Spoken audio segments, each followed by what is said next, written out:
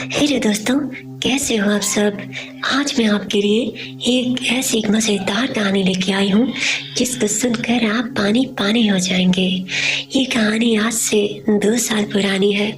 जब मैं 10वीं जमात की तालिबा थी, मैं मैथ के मज़मून में काफ़ी कमज़ोर थी और इसलिए इस बात की ज़रूरत महसूस कर रही थी कि मुझे कोई ट्यूशन पढ़ाने वाला मिल जाए। हमारे पड़ोस में सर नदीम का घर था। वो एक अच्छे बड़े कॉलेज में प्रोफेसर थे।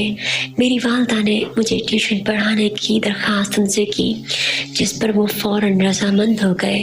वो अगले दिन ही हमारे बरामदे में बरजमान थे और मेरी वालदा से बातें कर रहे थे। मेरी वालदा ने मुझे आवाज़ दी और मैं शर्माते हुए उनके सामने आ गई और उन्हें सलाम किया। उन्होंने मेरे सलाम का मुस्कुरा कर जवाब दिया। उनकी शख्सियत बहुत पुरकशिश थी और मुतासिर कुन थी। उन्होंने मुझसे मेरी पढ़ाई के बारे में कुछ सवालात किए।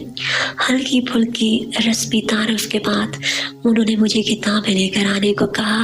अम्मा ये कहकर उठकर चली गई कि चलो बेटा, आप लोग पढ़ो, मैं चलती हूँ। हम लोग पढ़ाई में मसरूफ़ हो गए और फिर इसी तरह 1 माह का वक्त गुजर गया।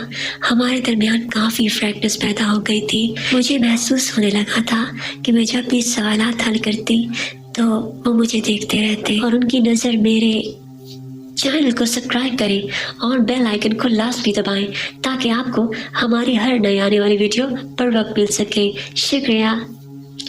उनकी नज़र मेरे सीने पर खड़ी होती। उनकी बेचैनी देखकर मैं दिल ही दिल में हंसती रहती।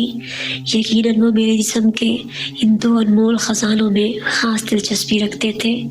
एक दिन वो मुझे एक सवाल समझा रहे थे तो मैं उनके करीब आकर बैठ गई।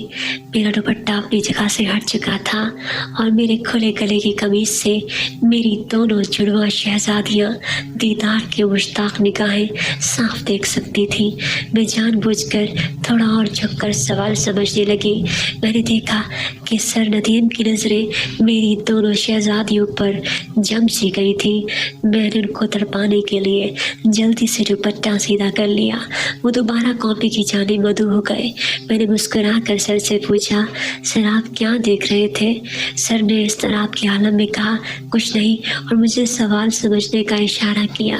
खैर वो दिन गुजरा और मुझे पढ़ा कर घर चले गए और मैं सोच में गुम हो गई कि आखिर आज वो क्या सोच रहे होंगे। दूसरी जानिब नदीम अपने कमरे में कुंडी लगाए अपनी पैंट में हाथ डाले बैठा था। उसकी नज़र आसमान की तरफ थी और वो अपने होंठ अपने दांतों में दबाए किसी गहरी सोच में गुम था। वो सोच रहा था कि आज उसके पास मौका था, मगर उसने उससे फ़ायदा नहीं उठाया। उसने मुक्का कभी दीवार पर दे मारा और एक फवारा उसके तने हुए पाइप से बाहर निकला। अगले दिन मेरे घर पर कोई नहीं था। मैं अकेली थी। तमाम घर वाले एक फौतगी पर गए हुए थे और आज देर तक उनके वापस लौटने का कोई चांस नहीं था। सर नदीम के आने का वक्त हो गया था। मैं आज अच्छे से तैयार होकर बैठी थी।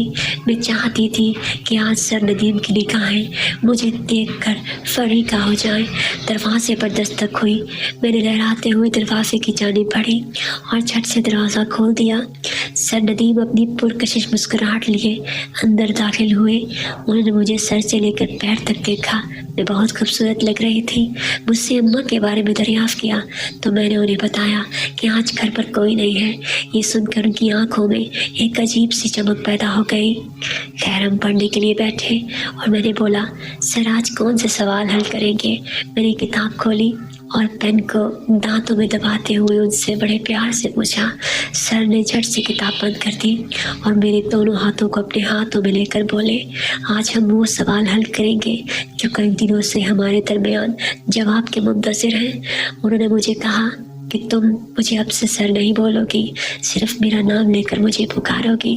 मैंने कहा, सर क्या इरादे हैं। मैंने कुछ इस अंदाज से ये बात की कि उनके अंदर का शैतान और भड़क उठा और मुझे अपनी जानिब खींचकर मेरे गुलाबी रुखसारों को उन्होंने अपनी दानिस्त में ले लिया। कुछ देर बाद मेरे गुलाबी डैश का रस पीने के बाद वो मुझसे अलग हुए तो मैंने पूछा, सर जी भरा। बोले अभी कहाँ, अभी तो वो देखना बाकी है जो देखने के लिए कब से तड़प रहा हूँ। मैंने बोला सर वो आज नहीं फिर कभी दिखाऊंगी। ये सुनकर वो बोले नहीं मुझे आज ही देखना है, और मेरे तन का बोझ उन्होंने ज़बरदस्ती हल्का करना शुरू कर दिया। मैंने बनावटी मज़ाहमत की और करती रही, जबकि दर हकीकत मुझे इसमें बहुत मज़ा आ रहा था। चंद लम्हों बाद मैं हर तरह के जिस्मानी बोझ की सोहबतों से आज़ाद सोफे पर दराज थी और सर नदीम अपने तन का बोझ हल्का कर रहे थे। खुद को मुकम्मल आज़ाद करने के बाद वो मुझ पर मुकम्मल आ गए और फिर हमने वो तमाम सवालात हल किए जिनके जवाब से कई लोग उम्र के एक तवील अरसे तक महरूम रहते हैं। वो दिन मेरी ज़िंदगी का एक हसीन तरीन दिन था। सर नदीम ने कुछ सालों बाद मेरे लिए रिश्ता भेज दिया और मेरा हाथ मांग लिया, और आज भी वो मुझे उतना ही प्यार करते हैं जितना उन्होंने मुझसे उस दिन किया था। तो दोस्तों कैसे लगी आपको मेरी आज की कहानी? उम्मीद है आपको ये कहानी पसंद आई होगी। अगर आपको ये कहानी पसंद आई हो तो चैनल को सब्सक्राइब करें, इस वीडियो को लाइक करें और बेल आइकन को ज़रूर दबाएं ताकि आपको हमारी हर नई आने वाली वीडियो बर वक्त मिल सके।